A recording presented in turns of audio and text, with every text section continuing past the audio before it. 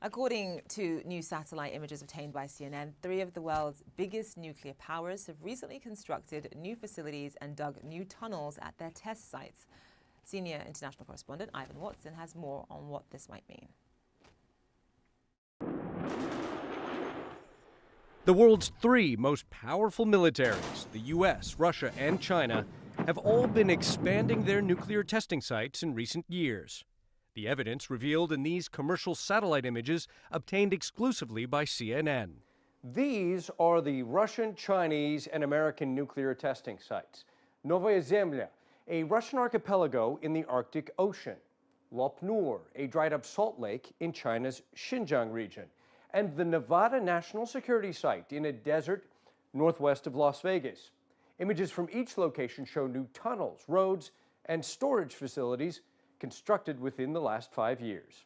Nuclear non-proliferation expert Jeffrey Lewis first collected and analyzed these images. One big factor for both the United States, but also Russia and China, is a desire to make sure the nuclear weapons that they designed and tested in the 1980s and 1990s still work. All three countries, Russia, China, and the United States, have invested a great deal of time, effort, and money in not only modernizing their nuclear arsenals, but also in preparing the types of activities that would be required for a test. While there's no evidence of an imminent test, Russia's Novaya Zemlya site did see a burst of new construction over the last 2 years.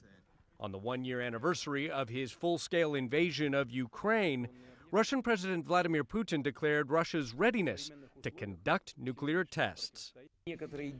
Some figures in Washington, we know this for a fact, are already thinking about the possibility of an actual test on their nuclear weapons. If the U.S. conducts tests, we will do so too. Welcome to U1A.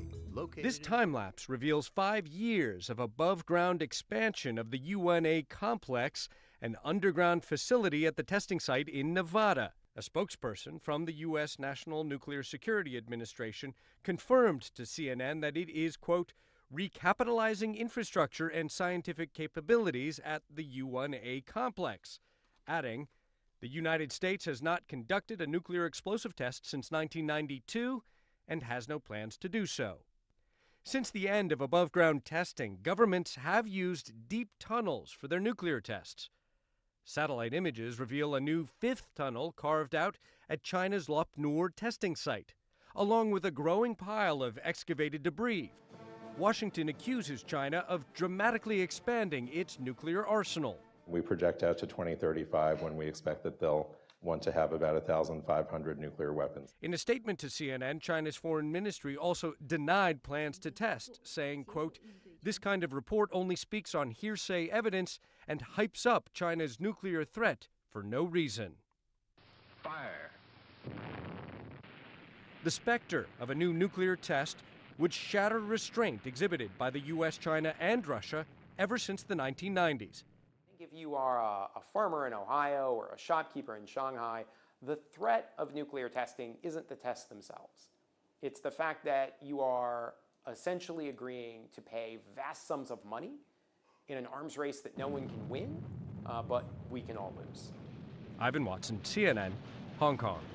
We have some exclusive new satellite images obtained by CNN that we want to share with you. They show the world's three most powerful militaries, the United States, Russia, and China, have all been expanding their nuclear testing sites in recent years. This buildup comes amid heightened tensions between the three powers and as Russia is nearly 600 days into its invasion of Ukraine, where the Kremlin has repeatedly threatened to use nukes. I'm joined now by retired Major General James Spider Marks. He's a CNN military analyst. General, thanks so much for sharing part of your afternoon with us. Does this news indicate to you that we may be on the precipice of a nuclear test? Well, we could. Look, we haven't seen nuclear tests from any of these nations since the early to mid-90s. But over the course of those intervening 30 years, we've determined, when you look at modern military capabilities, there has been a modernization across the board in terms of all those elements of power within the services. Not so with the nuclear force, and that's been one of the deficiencies. So it's probably not surprising. The challenge is we're seeing this potential improvement or modernization in the nuclear force during a period of war between one of those advanced nuclear powers, Russia, and Ukraine. That's the context that has us all worried. General, what would you say might be the diplomatic fallout if one or all of these countries conduct a nuclear test? Well, first of all, I would suggest there would have to be notifications a priori, unlike the North Koreans, which have done 6 tests over the course of maybe 10 to 12 years. They just do them, and you have to kind of figure it out, which we do. We have the technology, we have the intelligence capability to do that. So there should be some a priori notifications, and it should be labeled as such. Look, we're doing nuclear modernization, we're doing these tests. We have no intent to use this capacity, yet at the same time, we need to talk about the limitations. Look, we've had the START talks, we've had the SALT talks, we've reduced the nuclear threshold and the inventory. We need to continue to progress in that area. But the modernization of the nuke force is essential. When you look, unless you get rid of them all, you've got to be able to modernize, unless you're going to have yourself at a legitimate disadvantage. That's not going to happen.